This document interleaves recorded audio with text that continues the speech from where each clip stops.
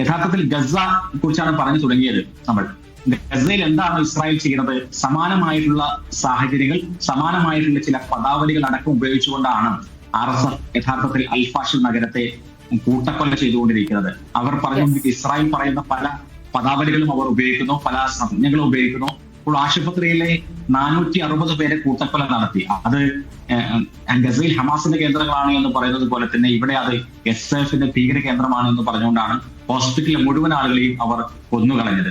അതേപോലെ തന്നെ ഇവിടേക്ക് ഭക്ഷണവും സഹായവും അനുവദിക്കാത്തതിനും, ഗസയിലേക്ക് ഭക്ഷണവും സഹായവും അനുവദിക്കാത്തതിന്റെ അതേ സംഭവങ്ങൾ ഉപയോഗിക്കുന്നു. അപ്പോൾ ഈ RSF കീഴിൽ സയൻസ് ബുദ്ധിയാണ് അവരും അതേപോലെ തന്നെ മൊസാദും തമ്മിൽ പലതരത്തിലുള്ള ധാരണകളുണ്ട് എന്ന് ആരോപിക്കുന്ന ആളുകൾ കൂടിയുണ്ട്.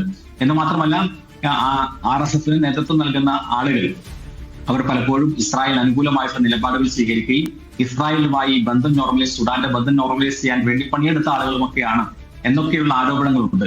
അപ്പോൾ ഏതായിരുന്നാലും ഗസക്ക് സമാനമായ അല്ലെങ്കിൽ അതിനേക്കാൾ വലിയ ദുരിതപൂർണമായിട്ടുള്ള അവസ്ഥയിലൂടെയാണ് ഇപ്പോൾ കടന്നു പോകുന്നത് എന്ന് നമുക്ക് പറയേണ്ടി വരും. കാരണം ഗസയിലേക്ക് പലപ്പോഴും പല അന്താരാഷ്ട്ര സന്നദ്ധ സംഘടനകൾക്കുള്ള എൻട്രി പല ഘട്ടങ്ങളിലും ഉണ്ടായിരുന്നു.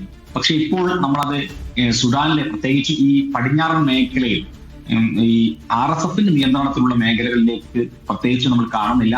ഇതിനൊരു പരിഹാരം കാണാൻ വേണ്ടിയുള്ള ലോകരാജ്യങ്ങളുടെ ഇടപെടലും ഉണ്ടാകുന്നില്ല എന്നുള്ളതാണ്. പ്രത്യേകിച്ച് നമുക്കറിയാം, ഗസ യുദ്ധത്തിന്റെ കാര്യത്തിലാണെങ്കിൽ ഒരു ഭാഗത്ത് ഇസ്രായേലാണ് ഉള്ളത് എന്നുള്ളത് കൊണ്ട് അമേരിക്ക ശക്തമായി തന്നെ ഇടപെടുന്നു. അവരുടെ ഒരു 51ാമത് സംസ്ഥാനം എന്ന രൂപത്തിൽ ഇടപെടുന്നത് നമ്മൾ കാണുന്നു. ലോകരാജ്യങ്ങളെല്ലാം കാണുന്നു. പക്ഷേ സുഡാന്റെ കാര്യത്തിൽ നമ്മൾ അത് കാണുന്നില്ല. രണ്ട് കൂട്ടരും അവരുടേതായിട്ടുള്ള സംഭവങ്ങളുമായി മുന്നോട്ട് പോവുകയാണ്.